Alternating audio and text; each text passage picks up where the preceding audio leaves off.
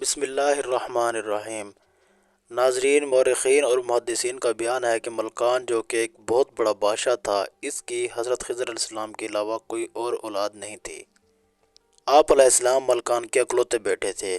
جب حضرت خضر علیہ السلام جوان ہو گئے تو اسے ایک دن خیال آیا کہ اپنے بیٹے کی شادی کر دینی چاہیے تاکہ سلسلہ نسل جاری رہے۔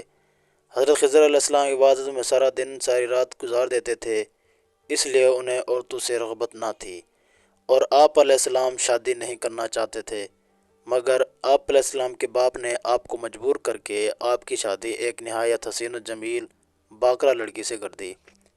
شادی کی پہلی رات حضرت خضر علیہ السلام نے لڑکی کی طرف توجہ نہیں دی اور خدا کی عبادت میں مشغول رہے۔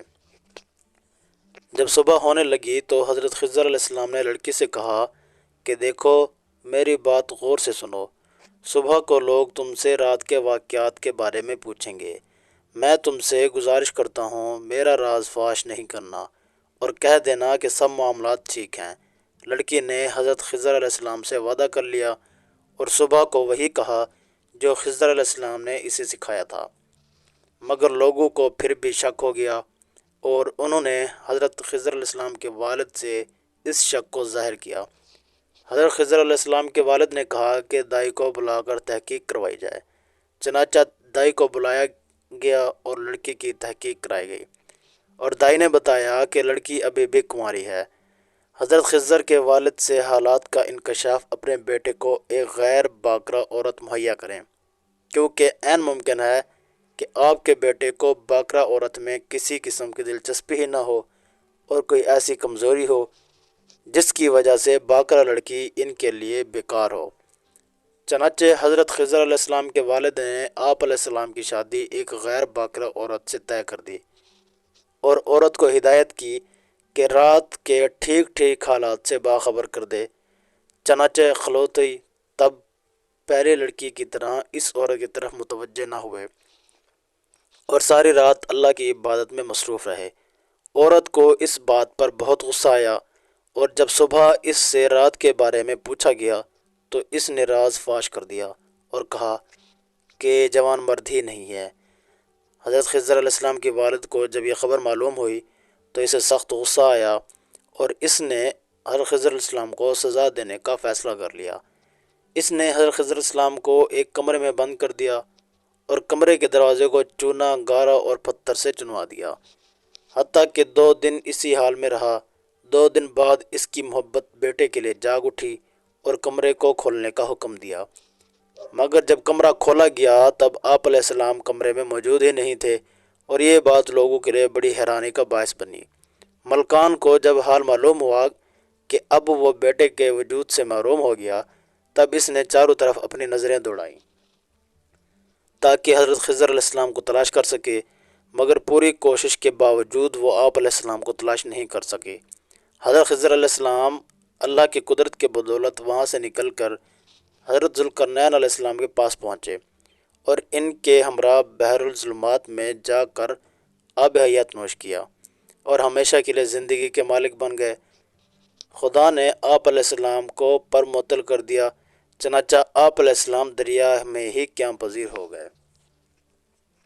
ایک دن آپ علیہ السلام ایک جزیرہ میں نماز پڑھ رہے تھے کہ اتنے میں آپ علیہ السلام کے وطن کے 2 تاجر کشتی کے حادثے کے بعد اس جزیرے میں جا پہنچے، جہاں آپ نماز سے فارغ ہوئے۔ اپنے حالات بتائے۔ جب انہوں نے غور سے دیکھا تو آپ علیہ السلام کو پہچان لیا۔ باہمی تعارف کے بعد ان لوگوں نے اپنی مشکل بیان کی۔ حضرت خضر علیہ السلام نے فرمایا کہ ایک شرط پہ میں تمہاری مدد کر سکتا ہوں، وہ شرط یہ ہے کہ اپنے وطن جا کر تم میرا ذکر کسی کے سامنے نہیں کرو گے۔ ان لوگوں نے وعدہ کیا کہ خضر علیہ السلام کا ذکر کسی کے سامنے نہیں کریں گے۔ حضرت خضر علیہ السلام نے ابر کے ایک لقا کو حکم دیا کہ انہیں اپنے ملک پہنچا دے۔ لقا نے ان کو لے کر اڑ گیا اور وہ اپنے ملک جا پہنچے۔ اپنے گھر پہنچنے کے بعد ایک تو وعدے پر قائم رہا، مگر دوسرے نے یہ راز فاش ہی نہیں کیا، بلکہ حضرت خضر علیہ السلام کے والد ملکان کے پاس جا پہنچا اور اس کو آپ سے ملاقات کا سارا واقعہ بیان کر دیا۔ اس نے یہ بھی کہا کہ میرے ساتھ ایک اور تاجر بھی تھا، بادشاہ ملکان نے اس نے اپنے پاس حاضر ہونے کا حکم دیا۔ جب ملکان نے اس سے پوچھا تو وہ وعدے کی پابندی کرتے ہوئے بولا کہ یہ شخص جھوٹ بول رہا ہے، میں تو اس کو جانتا بھی نہیں۔ اس نے کہا، اے بادشاہ، اس آدمی کو قید کر لیجئے اور میرے ساتھ اپنے ساتھی اس جزیرے پر بھیج دیجئے، ساری حقیقت سامنے آ جائے گی۔ چنانچہ بادشاہ نے اس تاجر کے ساتھ اپنے آدمی جزیرے کی طرف بھیج دیے۔ جب وہاں پہنچے تو ادھر کسی کو بھی نہیں پایا اور واپس آ کر بادشاہ کو سارا واقعہ بیان کر دیا۔ چنانچہ بادشاہ نے پہلے قیدی کو چھوڑ دیا اور دوسرے کو قید کر لیا۔ اتفاقاً اس شہر میں کوئی بڑی تباہی آ گئی کیونکہ وہاں کے لوگ بہت سخت گنہگار تھے۔ اس تباہی میں تقریباً سبھی برباد ہو گئے، لیکن صرف 2 ہی انسان بچ گئے۔